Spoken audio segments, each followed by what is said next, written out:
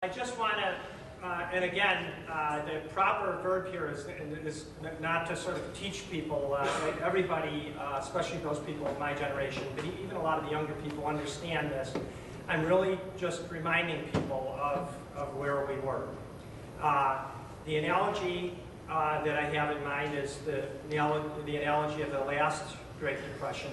It's very clear now. We have an economist at our table, and I'm pretty sure he would agree with me that now, finally, people are beginning to recognize that we are talking about depression conditions. If not today, maybe next month or the month after. But I mean, we're sort of settling into a depression situation, and that's not a good thing. Everybody suffers during a depression, but I wanted to remind people that we have gotten out of this in the past. And the way it's very often talked about, this analogy, our situation versus the situation of the Great Depression, is kind of in positive terms. I very often hear policy people, politicians, economists talking about how things are better now, and what they mean is that we have mechanisms to sort of take care of these economic downturns. And that's true, we do. But I wanted to talk for just a few minutes about something that we don't have now, that we did have then. And it goes back to this issue of social solidarity. We just went through a historic election, which is also comparable in some respects to what happened in the early years of the Depression when Roosevelt was elected.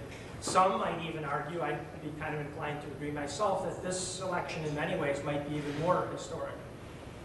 But anybody, and I should, with some of our colleagues with us tonight from the Democratic Party, I should set up my bona fides. I mean, I'm from a blue-collar Democratic family in Chicago, and so there really wasn't, anything else was pretty much superfluous in the city of Chicago. In other words, there's no point in voting for any other party, so I'm very used to voting for Democrats. But if the idea is that even Barack Obama is going to solve these social and economic problems and get us out of this depression, I would argue with all due respect that that's a very naive sort of position to take.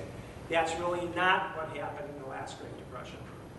We did make these sort of structural kind of changes. We did pass important laws. Those laws are very important. They help people. They continue to help people today to the extent that we still have them. The way we got out of the Depression and what has been missing up to this point is us. In other words, it's people organized in social movements. It doesn't mean that the legislation is not important. It doesn't mean that we haven't taken a big step in electing a different kind of a government now. It means that everything depends on what Belden just got through talking about and what Gene was alluding to. Really, it's us. I mean, it's our community. And it's the movements that come out of communities like this that will continue to push the government for change. So all I wanted to do was just press a couple of buttons here. Once again, the older people in the crowd might remember this more than the younger people, but think of what we do have. With everything we don't have, think about what we do have for a minute. Think about Social Security legislation, old age pensions, pensions for people with disabilities, support for people with disabilities, for children, unemployment compensation. When we talk about the Depression at the university, I often ask students, what would you do if you lost your job tomorrow? And most people say they'd go out and apply for unemployment compensation, and that's the right answer. You would do that. But of course, there was no such thing in 1931, 1932, 1933. You didn't have that. What people had and what produced the Social Security legislation that now we all enjoy is a social movement.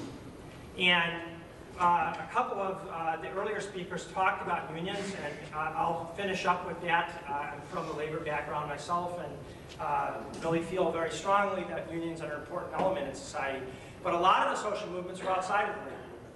So for example, what Belden was suggesting, if friends and colleagues and neighbors are put out of a home, we should come and help them. That was done.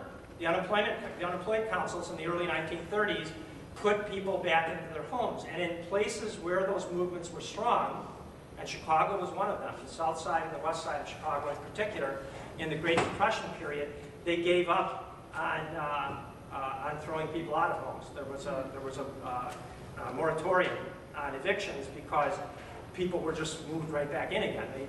Their community would not allow that to happen, and they helped them instead. And the unemployed councils in the early 1930s were based on communities.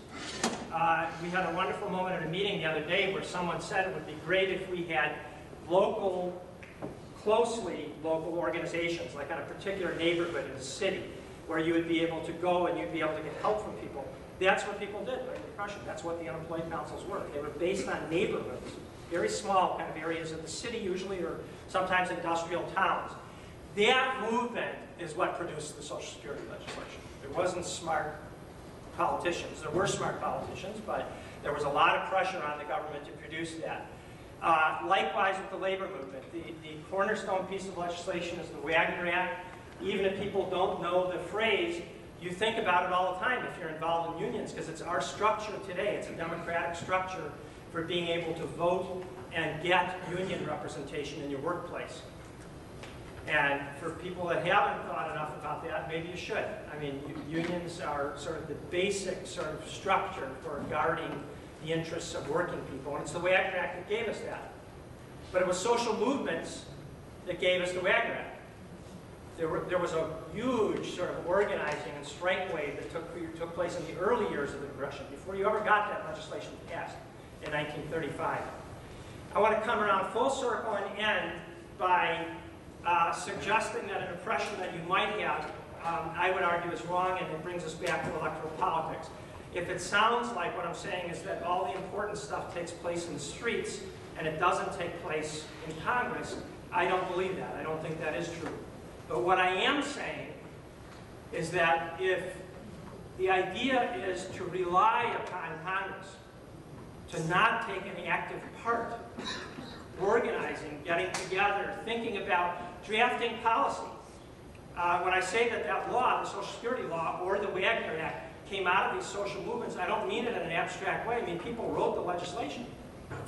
There were people in communities that wrote drafts of the Social Security Act, and eventually the Social Security Act became law. There were people in the labor movement that developed policy, ideas about the Wagner Act, and eventually it became law. So what it is more is a kind of reciprocal relationship between, I would argue, other people here may disagree with me, but the Democratic Party, to some extent, to the extent that it continues to go in the direction that it's going, left parties, the Green Party and other sorts of organizations within our community, it's a reciprocal relationship between those sort of electoral organizations and government on the one hand, and social movements on the other hand.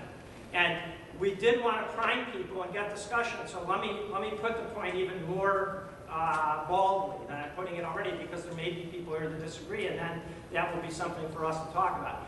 I'm arguing no, that you cannot rely only upon electoral politics and the government to solve these kinds of problems that we're sailing very quickly into right now. We are sailing into very serious kinds of social and economic problems. My argument would be that it calls for people within communities to stick together and get organized to press government. And then we'll vote, by all means. But I mean, there has to be a relationship between the two things. And when you get that relationship, then this historic moment that we've just had at this election, then it really will mean something. Then this guy will have some velocity behind it, because there'll be people in all these communities pushing for this kind of change.